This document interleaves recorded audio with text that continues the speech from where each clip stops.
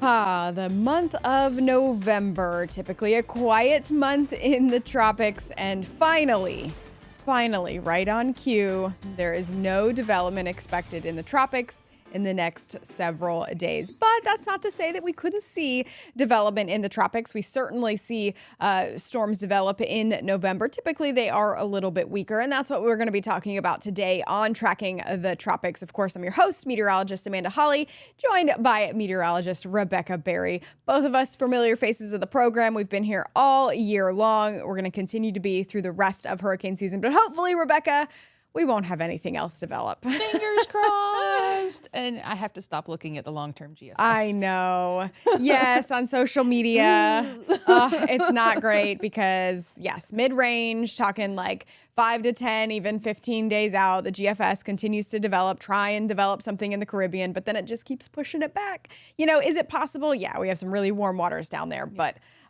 luckily it hasn't really come to fruition so far. Yes, there's a reason we call it a GFS-icane. Yes. Like those typically live only on the GFS. Yeah, but that is kind of where we would look this time of year for that development. The warm waters in the Caribbean, there's still generally a broad area of low pressure there. There's a little bit of a spin to the atmosphere. So if we were to see something develop there, I wouldn't be surprised, but at the moment, not really expecting anything. But of course, we know that it has been a busy season, kind of an unexpected season so far. We've been impacted by storms in the U.S. We have been impacted by storms here in Florida. Harold made landfall in Texas early on in the season. Of course, we were impacted by Idalia. Arlene just kind of meandered in the Gulf of Mexico, didn't make landfall. But Idalia, of course, kind of made landfall in the panhandle of Florida, moved through Georgia and into South Carolina. Ophelia made landfall right after it developed in North Carolina. And then Lee didn't make landfall in the United States, but it certainly impacted the Northeast. Luckily, most of the storms this year, they've been fish storms. They haven't impacted land at all. We did have several storms impact some islands in the Caribbean, but for the most part, yes, it's been an above average season, but a lot of the storms have been fish storms. So, you know, there's some give and take there with the storms that have impacted us, but a lot of them have been fish storms. Regardless, 2023 it's already considered above average. Even if we were to end the season today, we have had an above average season and we still have, about a month to go. So November storms, Rebecca, we've had them. We're not looking at anything on the horizon right now, but since 1950, these are all the storms that have developed in the Atlantic, the Caribbean, and the Gulf of Mexico. And there's quite a few lines on there. More lines than I'd like to see. Yeah, honestly. I know it. And there's a lot that have impacted the United States. I've kind of taken all the storms away except the ones that have impacted the United States in this map here. And there's a good amount, including Ada and Nicole within the past few years. Yes, and so I brought some November storms facts. I was Let's hear 'em. Data mining. And so since record keeping, 19 known hurricanes have struck land in November. But that does include like the basin of the Caribbean all the way down into Mexico and Nicaragua and those areas. 8 of those were major hurricanes and 6 of those were category 4s. So roughly 1 in every 9 years or 11% of seasons has a landfalling November storm. Thought that was interesting. And then Cuba leads the way with November strikes. They have 7 landfalls, and the Bahamas and Nicaragua are tied for number 2 with 6 landfalling November systems. And that makes sense with the potential areas of development. Right. Down there and the warm waters down there as well. But as we get, later and later, and as the years go on, it seems like the warmer waters are sticking around a little bit longer. Mm-hmm. So Nicole was last year. Ada was back in 2020. And so those were just 2 storms within the past 3 years. So I do think that number, probably going to go, that average number, probably going to go up. But yeah, Cuba, Nicaragua, down in that Central America region, definitely next to some warm waters. So not surprised to see that they have more November landfalls. Yes. And, there was talk a couple of years ago about extending hurricane season earlier in the season because there had been so many preseason storms. And now it seems like the conversation would also be is November going to end up being higher in numbers? And we can't talk about that classic peak in August and September, right? Because maybe October and November we'll start to see some of those because of the difference in the sea surface temperature. Yeah, I mean, even the peak of season lasting a little bit longer, just because the waters are warming up a little bit quicker, they're staying warm a little bit longer. So in general, that would just mean that the hurricane season, the fuel is there for those tropical systems to form. So it would only make sense that the season could end up being a little bit longer in the future. Right now, things are a little bit quiet out there, but this is just kind of the trends that we've seen over the past few years with the storms developing earlier and some developing in December too. Does hurricane season develop? Do we push it into December? I hope not. I hope not too. I don't want to talk about any storms in December. Right now, the season's already too long to be considered a season in my. It's most of the year. Half. It feels like. Well, yeah, right. Half. We get 6 months. Yeah, right. Yeah, that's a long time here. So today is actually an anniversary as well. Not necessarily with an Atlantic hurricane here, but Super Typhoon Haiyan. This made landfall 10 years ago. Yes. And so this was over near the Philippines. And I think it caught everyone's attention, not only because it was so strong, because it looked so impressive. Yeah. It looked like if you drew a textbook of what a storm's supposed to look like on the satellite, that's what it looked like. And so that's one of the reasons we were watching it so carefully, but it was also technically perfect and really, really strong. Really strong. I mean, so this is a satellite picture from that storm 10 years ago, and you can see how symmetric it is. That's what we're talking about when we say like it's a nearly perfect storm. It's so symmetric. There's no lopsided one way or the other. The eye in the center is perfectly clear and perfectly circular as well. It's got a nice outflow on that storm. A beautiful storm for a meteorologist, nightmare of a storm for it making landfall. And it did make landfall in the Philippines. Unfortunately, terrible devastation. I was looking at satellite pictures of it, and every tree flattened. Yeah. Just unimaginable winds. They were sustained at 195 miles per hour, and the gusts were over 235 miles per hour. So really powerful megastorm. And I was reading just on social media from some other meteorologists on Twitter that, it would be interesting to see how strong this storm was at its peak, because there was no flights into this storm. We didn't have any recon data from hurricane hunters in this storm.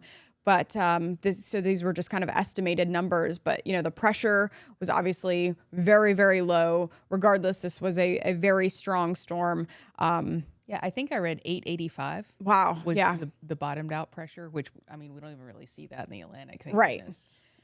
So 10 years ago, again, Super Typhoon Haiyan made landfall there in the Philippines on November 7th there. So November storms, definitely possible. Again, this was in the Pacific.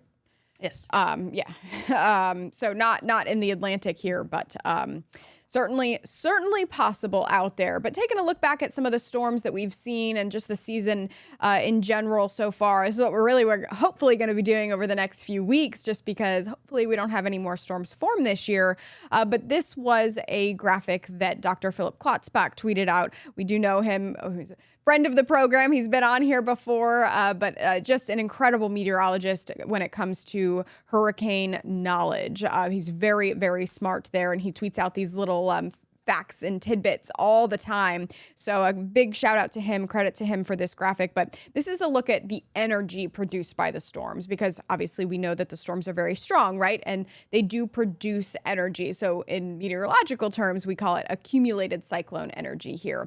And that's what these numbers are. And I just really wanted to point out the circles there, that 3 of the 5 months of hurricane season so far, we've had above average energy produced by storms than we would typically see in those months. And then the other 2 months, they were exactly at average. So you can see not only in terms of the number of storms that we've seen so far this year, we're above average, Rebecca, but we're also seeing the energy being produced by these storms is above average as well. And I think people will largely end up crediting how warm the sea surface temperatures were for the big contributing factor to there being so much ice this season. Yeah. It just makes a lot of sense. Now, luckily, most of that stayed out over the Atlantic. Yeah, I was just going to go back here really quick to look at the storms that we've seen so far this year. We'll zoom out. Obviously, Idalia was very strong, ended up being a it was a 3 at landfall. I believe it was a 4 right up until landfall.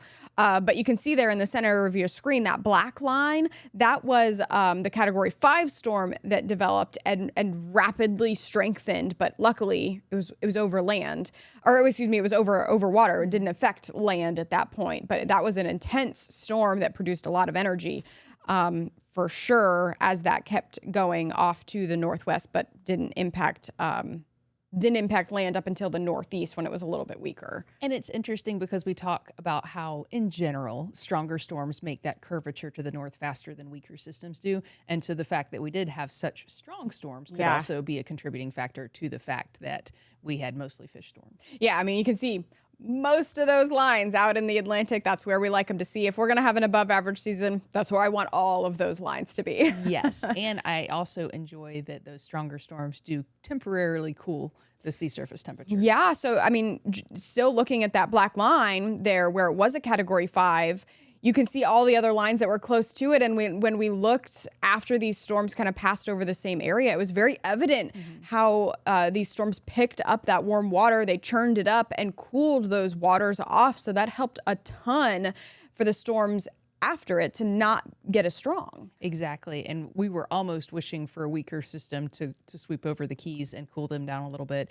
especially when they were seeing those near 100-degree temperatures that was really hurting all the coral there. You know, we didn't want any devastation, but we sure could have used some cooling. Yeah, and that's essentially what these storms do. They transfer the warmth around from the equator and they bring it up to the poles, and they're basically a transporter of energy in our atmosphere, a transporter of the warmth, and that's, you know, kind of their main purpose in nature anyway. Obviously, it's unfortunate when they impact land, but when they can transfer that energy out over the Atlantic, it's good news for us. But yeah, just kind of taking a look back at that season forecast, you know, we talked a little bit about it last week here on Tracking the Tropics. NOAA and CSU both nailed the fact that we were going to have an above average season. They said the warm waters were going to weigh out, and certainly they have. We've had 20 tropical storms, 19 named storms. So that 20 does include that one unnamed storm in January, but 7 hurricanes and 3 major hurricanes. So all of those numbers within the range